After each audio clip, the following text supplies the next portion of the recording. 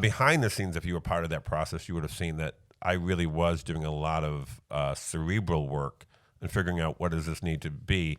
So when we did Going Great White, which is back now, I think about 14, 15 years, I looked at, basically it was Best in Show meets Amway.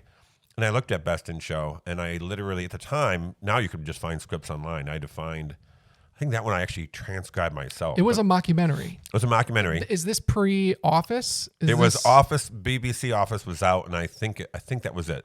American Office might have just been coming out. Okay.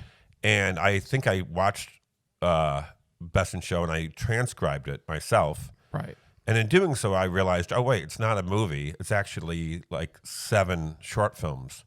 And when I did that, I was like, oh, we can do that. We can actually do that. And so that allowed me to go, we're not copying.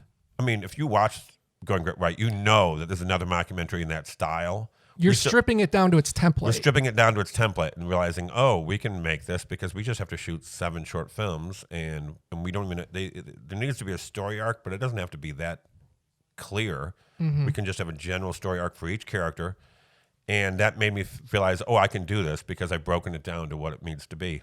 So you pulled it back and you were able to look at it from a different perspective. Yeah. Rather than taking on the daunting task of saying, I'm making a movie, you said, well, here's a movie that's successful that I really enjoy. That I respect. You respect. Let's kind of strip it back. Yeah. You know, you transcribe it. And so you have a template and you say, and you're breaking it down in a sense, like you said, there's multiple storylines or kind of just these short films. And if we combine it, it takes up time on screen. Yeah. And before you know it, there's 90 minutes, not to make the process seem easy or anything. No, it wasn't. But mentally, to you, it seemed tangible. It seemed like tangible because then at that point I can say, okay, I have 7 short films to shoot for each of these characters, and now we actually came up with 10 scenes for each storyline. And by the way, only I think maybe a half of those find their way into the movie. But then you just go, okay, is this scene? And then you can break down each scene and say, is that scene funny enough? Is that scene funny enough? We had a whole bit where we said, okay, what is humor? Because Frank and I just started working together, and that's a weird thing to write comedy with someone you don't even know that well. Yeah.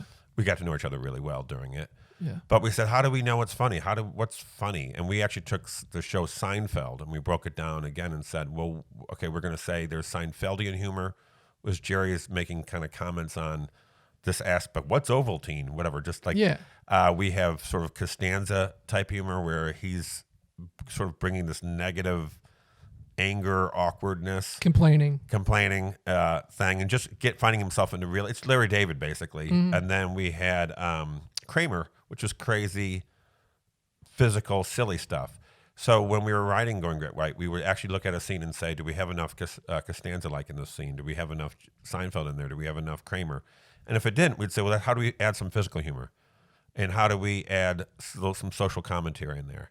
So even though it seems like people might say, oh, that script works or it's funny, it didn't come from a place of not breaking it down. It came from a place of breaking it down and saying, how do we do this thing? Look, that means there's constant collaboration. Because if you're writing and you guys had a premise for every scene and there were lines that need to be said, but a lot of that was play and a lot of that was collaboration between you and the other Frank, and a collaboration and a trust between you and your cast.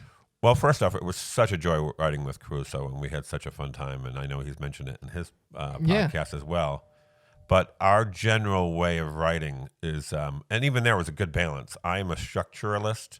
I think in terms of making it make sense, breaking it down, giving it structure. At the time, I think especially Frank's brain is much more exploding with ideas and taking it in crazy directions. And our typical writing session was me. I started as playing catch, and I would throw in the ball, and he would throw it in a wild, crazy direction that I had to catch. Then put it back into something that made sense. And then he'd throw it another. Reel it in. Yeah. So that was a constant. And I think we learned a lot from each other. I think he learned sometimes a bit about structure, and I learned sometimes that structure can be overrated. Sometimes you just got to let it go into crazy places, and it'll be funnier and better because of that.